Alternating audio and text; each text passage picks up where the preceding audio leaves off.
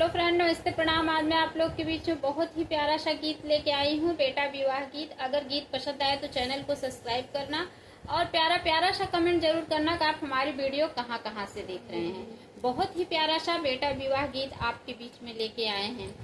चिट्ठिया पे चिट्ठिया लिखी भेजई राजा दशरथ, अरे दिहल जनक जी के हाथ रे ललन, अरे दिहल जनक जी के हाथ रे ललनवा, पनवा के मारो छवाया मोरे समधी, अरे जहाँ उतरई बेटा अरे रे ललनवा, पनवा के मारो छवाया मोरे समधी, अरे जहाँ उतरई बेटा मारे रे ललनवा।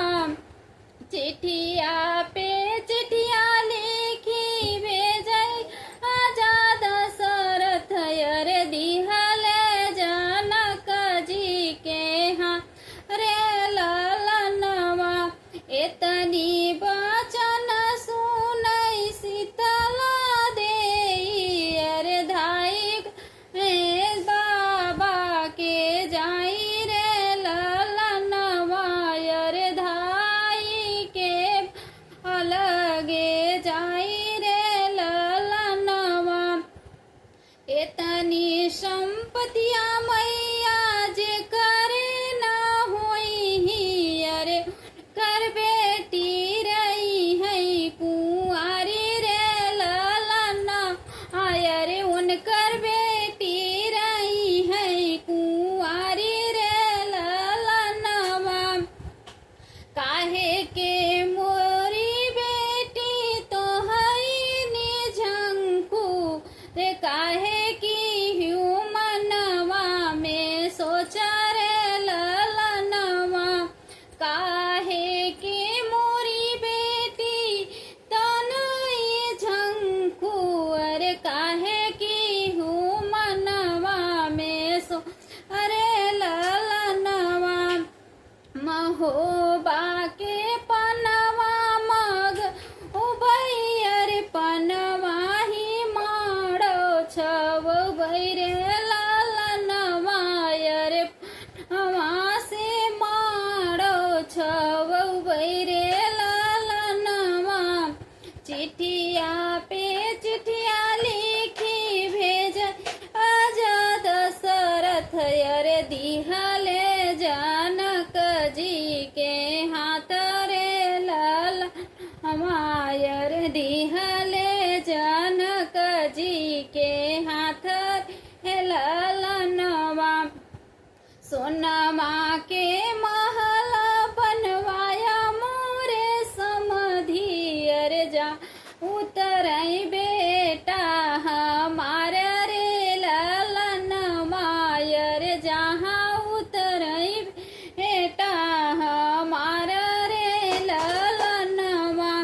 एतनी वचन सुने दुल्हे कवने राम, अरे धाई बपैया लगे जाई रे ललनवा, अरे धाई बपैया लगे जाई रे ललनवा। एतनी संपत्तिया जे अरे न होई, अरे उनकर बेटा रही कुआ रे ललनवा, अरे उनकर बेटा रही कुआरी रे ललनवा। अरे काहे के मोरे बेटा सोच कर तू है, अरे काहे की है मन उदास रे ललनवा, अरे काहे की है मन उदास रे ललनवा।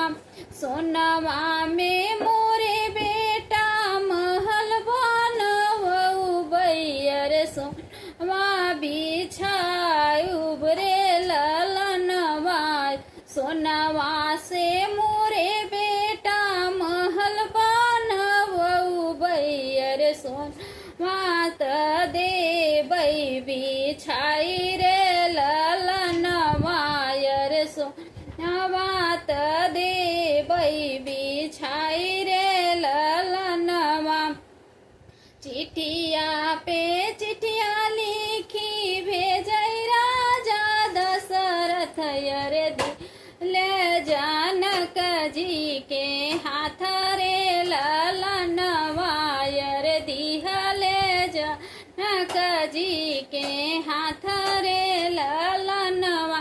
बहुत बहुत धन्यवाद। अगर गीत पसंद आए तो चैनल को सब्सक्राइब करना, ज़्यादा से ज़्यादा शेयर करना और प्यारा प्यारा सा कमेंट जरूर करना आप हमारी वीडियो कहाँ कहाँ से देख रहे हैं।